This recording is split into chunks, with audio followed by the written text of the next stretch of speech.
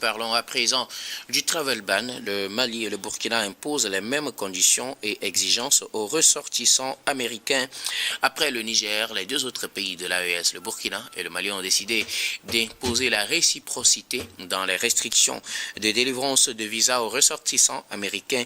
Une telle décision fait suite à celle prise par le président américain Donald Trump en imposant des restrictions aux ressortissants de ces pays ou d'ailleurs des interdictions de délivrance de visas pour l'entrée sur le sol américain. Du côté du Sahel, les pays du Sahel font également la même chose. Je commence par vous, Dominique Lacmont, pour vos analyses.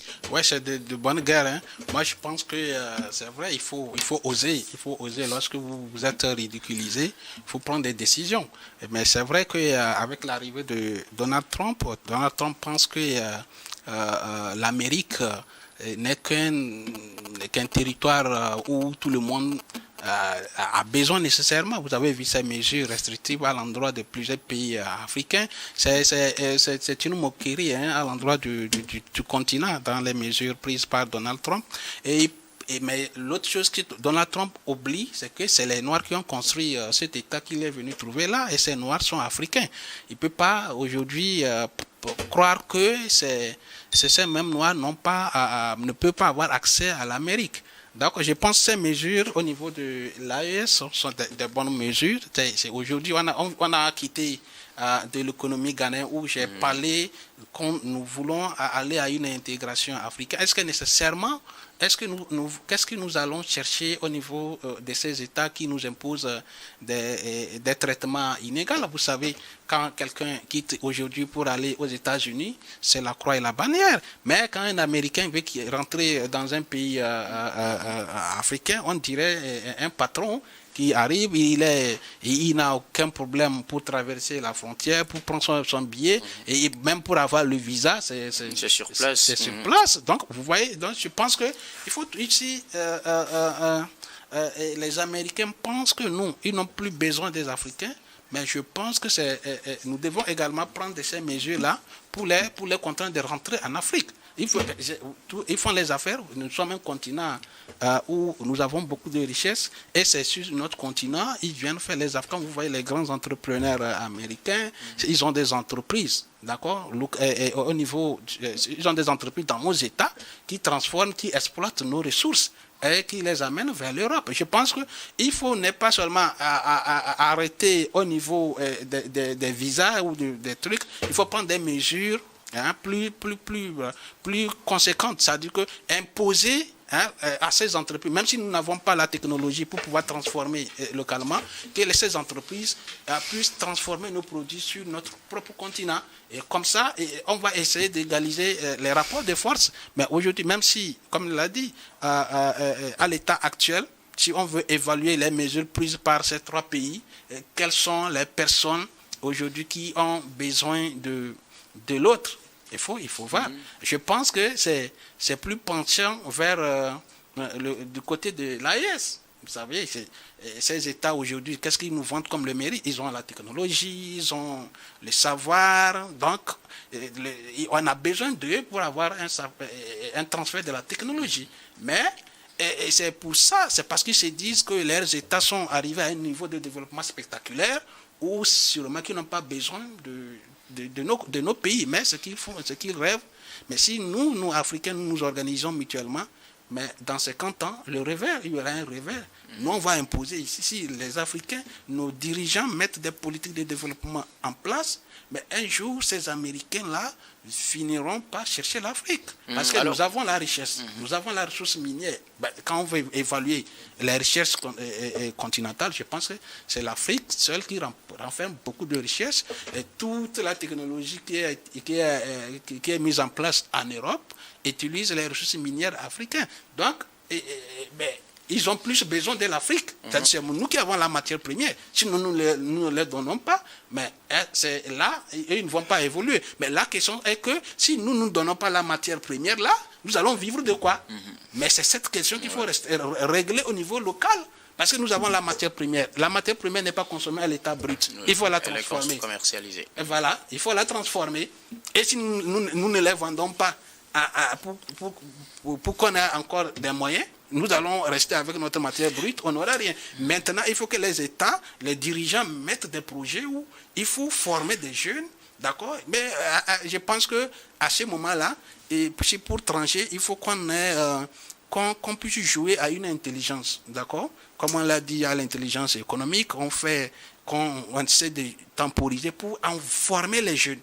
Les jeunes dans ces domaines-là, ces différents domaines qui concernent la transformation structurelle de nos produits, et que ces jeunes reviennent transformer notre Afrique. On n'aura plus besoin de ces gens-là qui nous imposent. Aujourd'hui, quelqu'un vient, il se réveille, il dit non, tel pays n'a pas accès à mon visa. Et je pense que c'est de bonnes guerres, c'est de bonnes guerres que ces dirigeants de l'AE sont mis en place pour pouvoir rivaliser les États-Unis, mais les contrepoids sont un peu différents. Merci beaucoup à vous, Dominique Lacmont. Alors, Gabin Adjao, après le Niger, le Burkina et le Mali aussi annoncent des mesures restrictives dans la délivrance de visas aux ressortissants américains. Oui, je pense que c'est de bonne guerre. Et en matière de diplomatie, la réciprocité est une règle d'or. Il ne faut pas manquer à cela.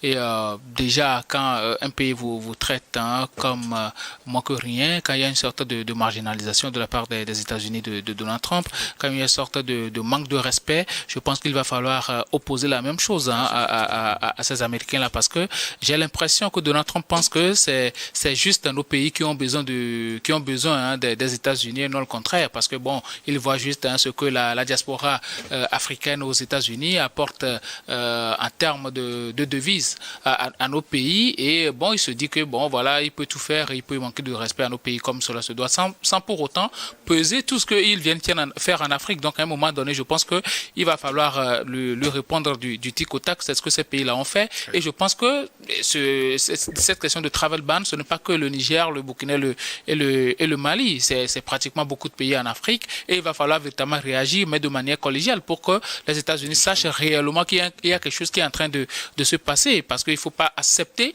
de se faire marcher dessus à chaque moment, parce que c'est vrai, on a un retard en matière de développement et tout, mais nous ne sommes pas des moins que rien, parce qu'il ne faut pas aussi oublier que si nos pays sont à ce niveau-là, c'est par leur faute, parce qu'à un moment donné, il faut se dire la vérité, l'esclavage, la traite négrière, tout ça qu'on a connu, la colonisation, ben, ce sont eux qui ont participé à tout cela, qui ont participé à dépeupler nos continents. Donc, à un moment donné... Sur ce plateau, vous offusquiez quand le président du Conseil avait dit qu'il fallait revoir et récompenser, en fait, le dommage causé avec la colonisation. Non, lui, il avait dit, il avait parlé de supprimer la dette héritée. Oui, en compensation au dommage subi. Oui, mais j'avais répondu en disant qu'il ne faut pas à chaque moment... Faire un débat, oui, bien sûr, mais pour éviter l'amalgame, parce que même ceux qui nous suivent, les internautes peuvent se dire que non, à un moment donné, j'ai dit c'est non. Là, il y a une grande différence. Derrière, on demande l'annulation de la dette héritée et tout, mais à un moment donné, il y a des dettes qu'on a supprimées aux pays africains.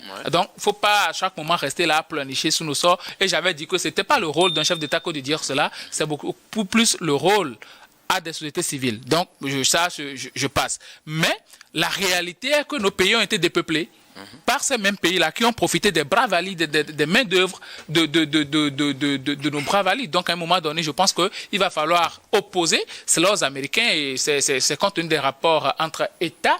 Quand il y a un manque de respect, c'est tout à fait normal que l'autre pays réagisse. Et je pense que le Mali, le Burkina, le Niger, ils ont très bien fait de répondre du tic au tac aux États-Unis, parce que ce n'est pas que nous qui avons besoin des États-Unis, mais aussi ils ont besoin de nous. Si jamais ils n'avaient pas besoin de nos pays, il n'y aurait pas d'accord entre ces pays-là et puis les nôtres. Donc aujourd'hui, je pense que c'est à un moment donné, il va falloir réagir. Et pratiquement tous ces pays-là qui subissent ce travel ban-là, parce qu'aujourd'hui, il y a beaucoup d'Africains qui sont aux États-Unis, parce que il y a ces restrictions entre nos États, même s'ils ont les papiers, ils sont en règle là-bas, ils ont du mal à rentrer parce qu'ils se disent, on ne sait jamais, Donald Trump il peut se lever du jour au lendemain et puis dire que bon, même tous ceux-là qui ont voyagé vers l'Afrique pendant cette période-là ne peuvent plus rentrer parce qu'ils voient nos pays comme c'était lui qui avait traité nos pays de pays de merde.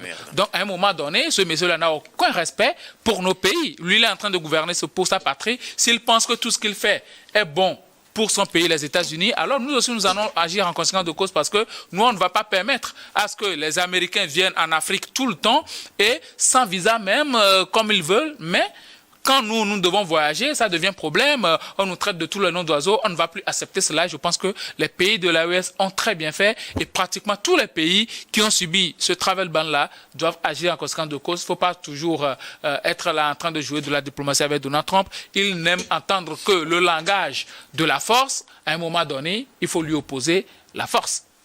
Alors, Dominique Lacmon, est-ce un mépris pour les États-Unis d'imposer des restrictions?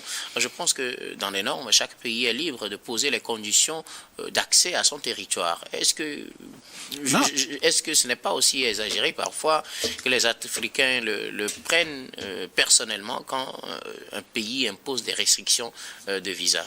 Non, je pense que Donald Trump se moque de nous. En quoi ce Non, mais c'est pour dire que, comme il a dit, il a déjà dit entre-temps que nous sommes un continent de merde. Je pense que Donald Trump, pour nous,